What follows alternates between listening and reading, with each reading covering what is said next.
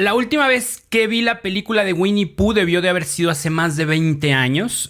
La recuerdo con mucho cariño, aunque según yo no es un personaje que se haya ganado un lugar privilegiado en mi vida, pero de una u otra forma sigue presente en mi memoria. Y es que aunque haya pasado tanto tiempo sin verlo, sí he seguido que, por ejemplo, hago el gesto de cruzar los brazos y darme pequeños golpes en la frente diciendo piensa, piensa, como según recuerdo lo hacía el osito de la película. O que le cuento a alguien el chiste de ¿sabes cómo cuenta Winnie Pooh? Y hago el gesto de contar 1 con mi pulgar y 2 con los otros 4 dedos como si estuvieran pegados, imitando las manos de Winnie Pooh, ¿no? De 1, 2, 3, 4. Y bueno, cuando terminé de ver la película, sentí un profundo cariño por esa caricatura que me acompañó tantas tardes de mi infancia. Además, me emocionó descubrir la existencia de los cuentos originales. Sí, ingenuamente yo pensaba que Disney había inventado el personaje. Indudablemente es una historia que tiene la facilidad de tocar corazones y sobre todo de hacernos pensar en temas muy importantes como las consecuencias de la guerra, la importancia de la presencia de los padres en la vida de los hijos y aprender a darle el lugar que le corresponde a cada cosa en nuestras vidas.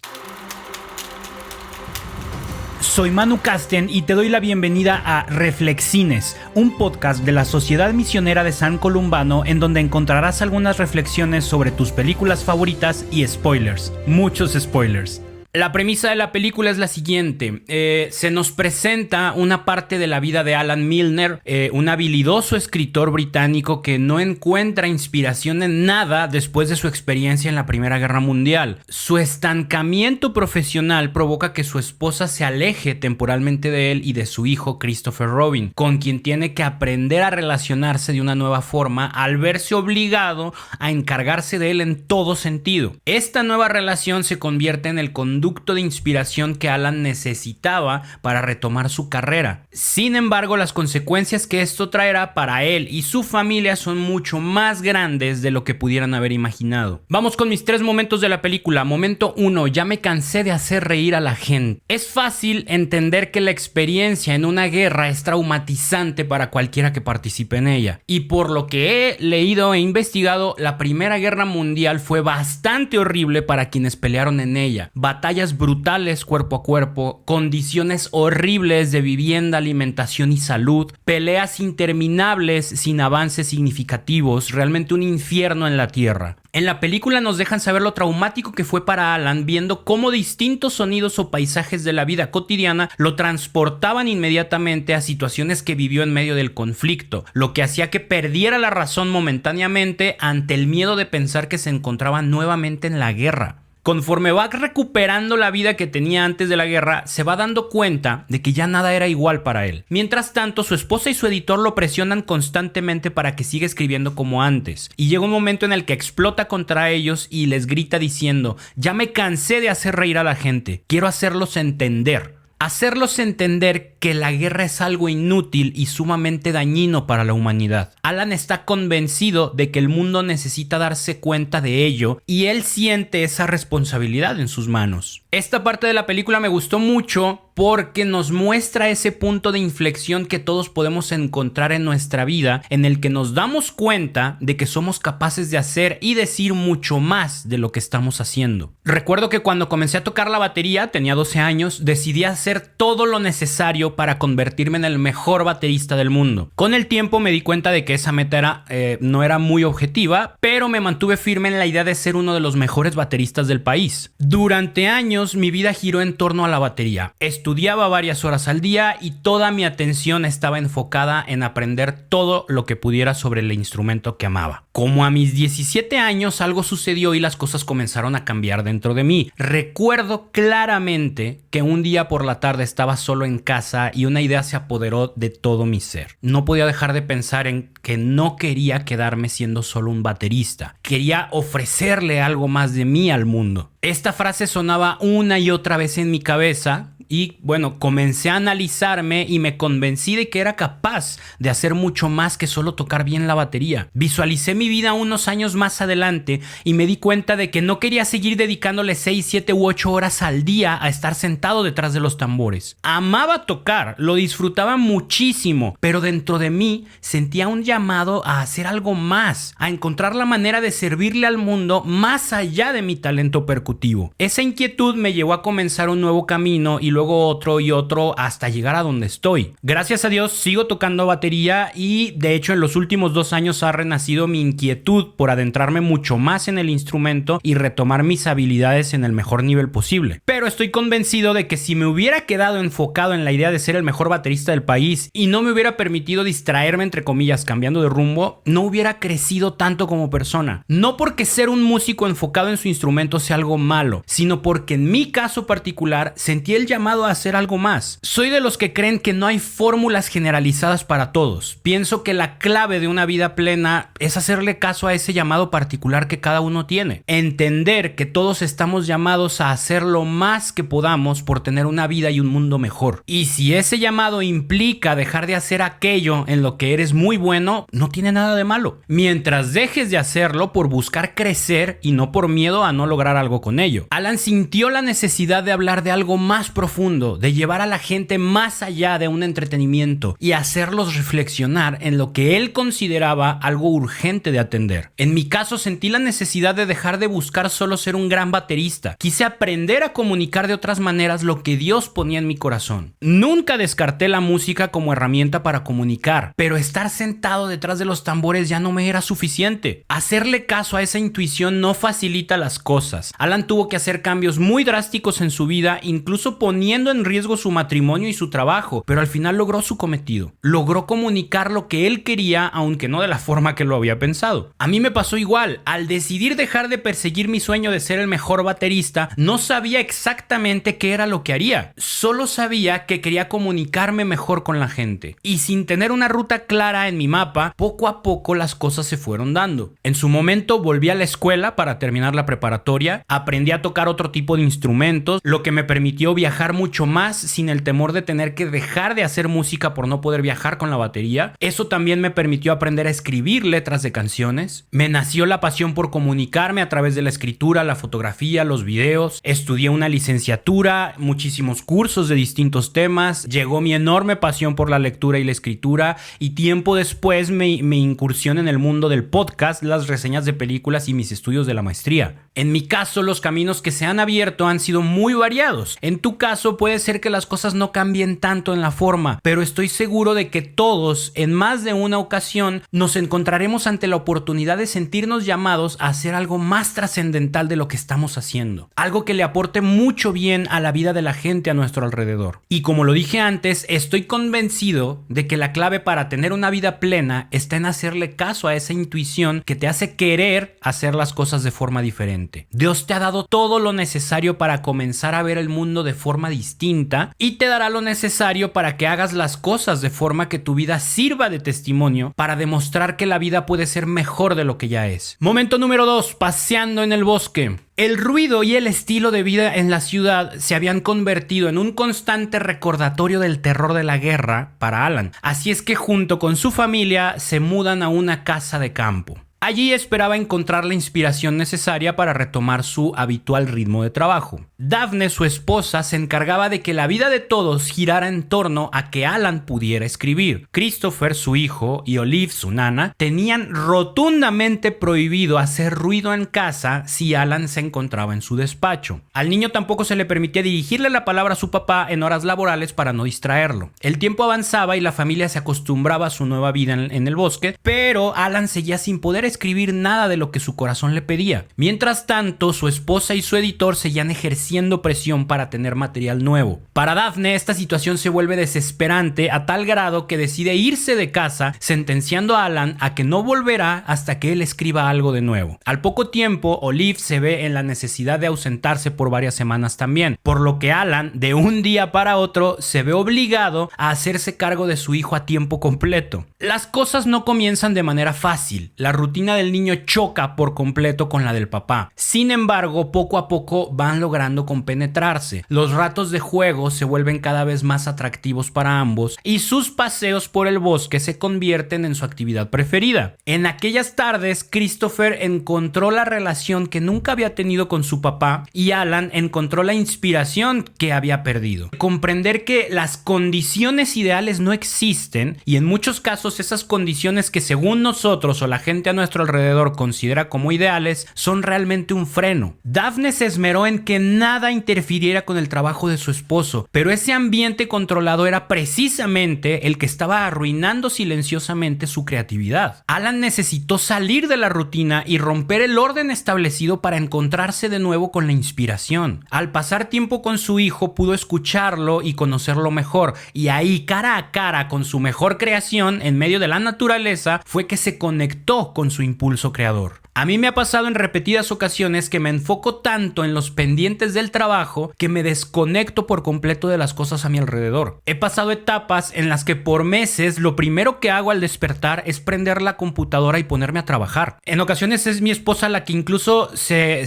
encarga de hacerme saber que ya es hora de preparar la cena y que se me fue el día entero sentado frente a la pantalla buscando terminar la infinita lista de pendientes que suelo tener. Cuando me encuentro en ese ritmo de trabajo es inevitable que llegue al punto en el que se me acaba la inspiración. Las ideas ya no fluyen, las ganas de trabajar también desaparecen. Y entonces puedo pasar días o semanas dando vueltas en mi estudio sin escribir nada, sin componer nada, sin idear nada. Me la paso cuidando que las condiciones sean perfectas, teniendo el tiempo suficiente para estar en la computadora y el silencio suficiente para poder pensar, pero me olvido de ser parte de todo lo que realmente me inspira y me motiva. La presión por terminar lo que tengo que hacer me ha llevado a dejar de pasar tiempo con mi esposa, de visitar a mi familia o ver a mis amigos, de hacer música por mera diversión, de salir a caminar por la naturaleza como tanto me gusta y un montón de otras cosas. Si tú también te has convencido de que aislarte de la realidad es una buena idea para ser más productivo, déjame decirte que es casi seguro que las cosas no terminen saliéndote bien. Somos seres que necesitamos alimentar el alma, no solo el estómago o el intelecto. Necesitamos experiencias que conecten con nuestro corazón. Necesitamos sentir, eso nos hace reaccionar, nos inspira. Alan dejó su despacho para adentrarse en el bosque con Christopher y sintió miedo al escuchar a las abejas y recordar las moscas en las trincheras de la guerra, pero luego sintió consuelo al escuchar a su hijo tratar de calmarlo. Tú puedes enfrentarte a alguna conversación incómoda o algún recuerdo doloroso y también puedes encontrar risas provocadas por anécdotas pasadas o la emoción de escuchar los planes que tienen tus seres queridos para hacer algo nuevo en sus vidas. Todo eso suma a las experiencias que te enriquecen como persona. Esas cosas que podrían parecer distracciones o una pérdida de tiempo son las que muy probablemente sirvan para que encuentres la motivación e inspiración que tanto estás buscando en tus condiciones perfectas. Y momento 3, la llamada y la juguetería. Christopher Robin y su tierno oso Winnie Pooh se han convertido en todo un fenómeno internacional. Lo que estaba pasando con ellos era algo así como la Beatlemanía. Niños y adultos querían leer las aventuras de estos dos personajes junto al resto de sus amigos del bosque y hacían lo que fuera por conocerlos y estar cerca de ellos. La diferencia entre este y cualquier otro libro de fantasía para niños era que en este caso sí tenían a su alcance a los protagonistas. Todo lo escrito en esos cuentos estaba basado en la vida del verdadero Christopher, el hijo del autor. Cuando llegó el éxito de los cuentos, Daphne y Alan le abrieron la puerta de sus vidas al deseo que existían miles de personas por conocer más de cerca a los protagonistas de su historia favorita. Comenzaron a llevar a su hijo a entrevistas para estaciones de radio, revistas y periódicos. Le programaban sesiones de fotos en casa, en el zoológico y en cualquier lugar al que pudieran asistir cientos de otros niños con sus padres dispuestos a pagar lo necesario para tener contacto con Christopher. En esta espiral de aprovechamiento hay dos momentos en los que Christopher resiente de forma muy marcada lo que está sucediendo. El primero fue cuando sus papás están de gira por Estados Unidos para promocionar el libro. Este viaje coincide con el cumpleaños de Christopher, así es que Alan no deja pasar pasar la oportunidad y llama a su hijo para felicitarlo y conversar un poco con él. Sin embargo, Christopher nota que algo raro está pasando con esa llamada, ya que su papá, en vez de llamarlo Blue Moon, como era su apodo familiar, lo llama por su nombre completo, Christopher Robin. Momentos más adelante podemos ver que la llamada era parte de una movida publicitaria, ya que fue transmitida en vivo por una estación de radio. Y el segundo momento de esta situación fue cuando lo llevan a una juguetería de forma algo engañosa y lo obligan a tomar el té y platicar con decenas de niños que a través de un concurso habían ganado la oportunidad de convivir con su héroe. Para Christopher, lo peor de todo esto no era la convivencia con los niños, sino que lo obligaron a fingir que un oso que tenían ahí era el verdadero Winnie Pooh. Para él eso era llegar ya demasiado lejos con todo este asunto de la fama y los compromisos que esto implicaba. Estos dos momentos me llamaron la atención porque nos muestran lo fácil que es desvirtuar aquellas cosas que son el combustible de nuestra vida. Para Christopher, la relación que entabló con su papá cuando su mamá y su nana lo dejaron fue el inicio de una nueva vida. Aquellas tardes caminando por el bosque, conversando, imaginando y jugando juntos eran su fortaleza. Y de alguna forma que él no comprendía, todo eso pasó a ser de dominio público. De cierta manera, ahora todo el mundo era parte de esos paseos en el bosque. De repente se vio obligado a compartir con miles de personas sus aventuras y el cariño por su oso de peluche. Y no solo eso, él mismo era compartido como un producto más, obligado a cumplir una agenda exhaustiva, a renunciar a su nombre de cariño con tal de darle vida al personaje que su papá había inventado y a fingir que cualquier oso podía ser su querido compañero de aventuras. Podemos pensar que este caso en particular es una tontería. Después de todo,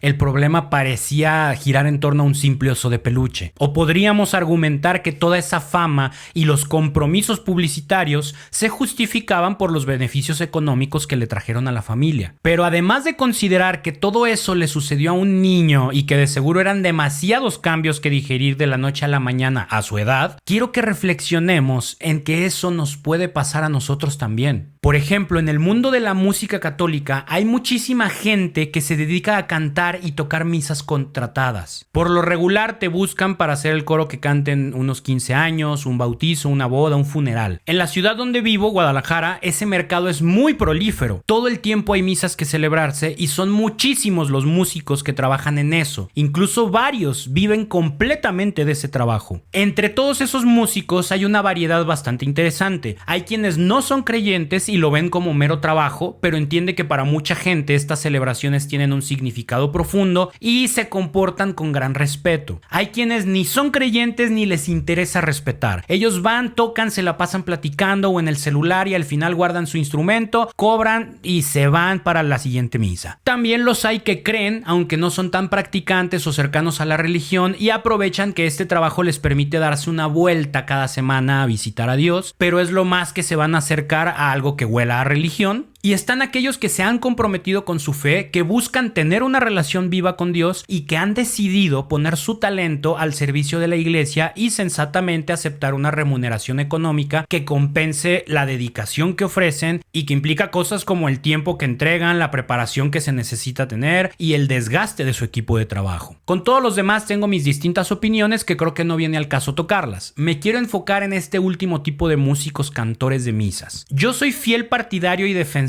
de que no tiene nada de malo cobrar por hacer música católica, especialmente si has tenido un llamado para dedicarte a tiempo completo a esta labor. Y eso incluye cantar y tocar en conciertos, misiones, congresos, retiros o misas. Donde sí tengo mis reservas es específicamente en el tema de dejar que eso de cantar en misas se vuelva algo tan prioritario en nuestra economía que nos lleve a ir desgastando nuestro amor y devoción por el sacramento y comencemos a verlo meramente como una obligación por ser pues nuestro trabajo de oficina. Hace poco platicaba con 3 amigos. Para ellos, aunque cantar en misas no es su único trabajo, sí es su fuente de ingresos más importante. En mi caso, de vez en cuando acompaño a alguno de ellos tocando percusiones, pero es algo muy esporádico, quizá una vez cada 2 o 3 meses. Intercambiando ideas de cómo manejar la preocupación de no permitir que asistir a tantas misas a la semana, incluso hay días que cantan hasta 3 o 4 misas, se convierte en algo monótono. Yo les decía que si me dedicara a eso, caso, procuraría tener una misa fija algún día entre semana en donde no recibiera ningún pago, que sería algo así como mi ofrenda, la ofrenda que yo doy. Aceptaría misas contratadas el resto de la semana y los fines de semana, y procuraría ir a misa los domingos, pero no a cantar ni a tocar, simplemente a vivirla, porque por experiencia propia sé que cantar una misa requiere poner atención a muchísimos detalles que de una u otra forma nos van distrayendo de lo que está sucediendo durante la celebración. E independientemente de las distracciones que también pueden suceder sin que estemos cantando, yo estoy convencido de que el tener por lo menos una misa a la semana sin que nos toque ser los músicos nos ayudaría muchísimo a que no caigamos en que cantar misas se convierta en una experiencia fría y sistemática, porque fácilmente podemos convertirnos en alguien como los papás de Christopher, que estuvieron dispuestos a sacrificar la riqueza de convivir con su hijo y seguir teniendo aquellas experiencias familiares a cambio de mantener un buen nivel de trabajo y ganancias económicas. Y te comparto el ejemplo de los cantantes de misas porque es el medio en el que yo me muevo, pero el riesgo y los cuidados que debemos tomar aplican para cualquier contexto. Piensa en aquellas cosas de la vida que realmente te apasionan y amas. Puede ser una relación de pareja, familiar o de amistad, puede ser un trabajo, un hobby o alguna actividad pastoral, asistir a tu comunidad, ir de misiones o hacer algún apostolado. Ahora analiza si de alguna forma tú o alguien más está generando algún tipo de presión en eso que te apasiona y que puede estar poniendo en riesgo el amor que le tienes a esa cosa en cuestión. Hace poco mis compañeros músicos de un grupo donde toco me hicieron saber que me sentían muy distante y desconectado en el escenario, como si mi mente estuviera todo el tiempo en otro canal. Me dijeron que simplemente no sentían una conexión conmigo, algo fundamental para que una banda llegue a sonar realmente bien. Incluso el líder del grupo me dijo: yo te escucho tocando con miedo. Eso me hizo mucho sentido. Les comenté que era verdad, que estaba tocando con miedo a equivocarme, y por eso mismo me la pasaba todos los conciertos sin apartar mi vista de las partituras. Esas hojas eran mi zona de seguridad y no me atrevía a salir de ahí, lo que provocaba ese distanciamiento y la falta de conexión que ellos sentían. A los pocos días de haber hablado todo eso, estábamos en un concierto y el líder del grupo presentó una de las canciones diciendo una frase que siempre utiliza: donde hay amor, no hay miedo. He escuchado esa frase decenas de veces en cada concierto, pero en esta ocasión hizo eco en mi corazón de una forma muy distinta. Era verdad, yo estaba tocando con miedo y eso significaba que no me estaba permitiendo amar lo que hacía y tampoco me estaba permitiendo sentirme amado por la oportunidad de hacer eso. Ya sea que tú lo estés generando o que alguien más lo provoque, como en el caso de los papás de Christopher, no permitas que el miedo mate el amor que tienes por aquello que es combustible para tu vida, sea una relación, una actividad o un sueño. Y bueno, ya como conclusiones, no me hubiera imaginado que una historia que gira en torno a aquella caricatura que vi incontables ocasiones en mi infancia me iba a hacer reflexionar y sentir tanto. La vi anunciada en la plataforma muchísimas veces y cada una de ellas pensé: ay no, qué flojera esa película. Bendito Dios, le hice caso a mi esposa después de que ella la vio y me la recomendó. Creo que aborda temas muy interesantes,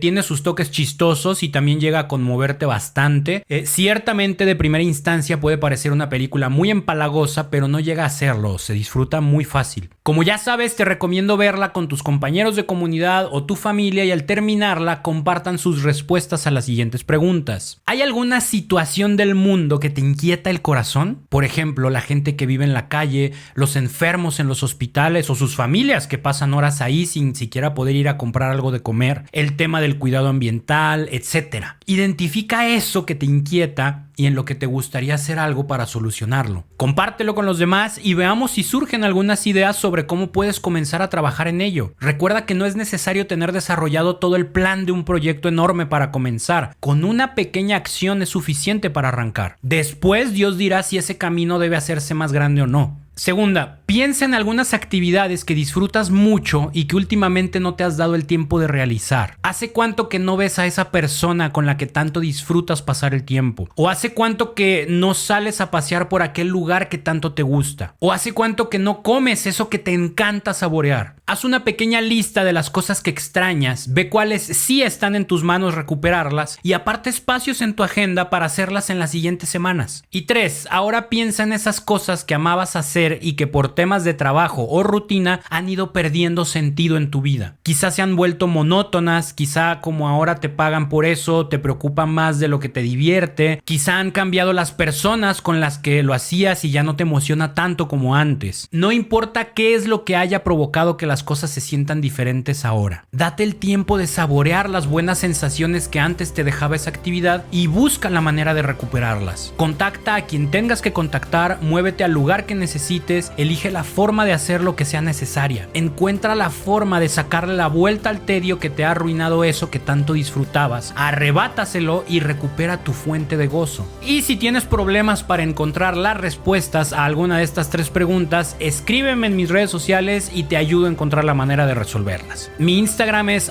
@castenmanu, yo soy Manu Casten. Nos encontramos pronto, que Dios te bendiga. Recuerda visitar nuestro sitio web columbanos.org, en donde encontrarás historias y testimonios inspiradores de la misión que hacemos por todo el mundo. Y si quieres apoyar de alguna forma a la misión, no dudes en escribirnos para decirte cómo puedes ayudarnos.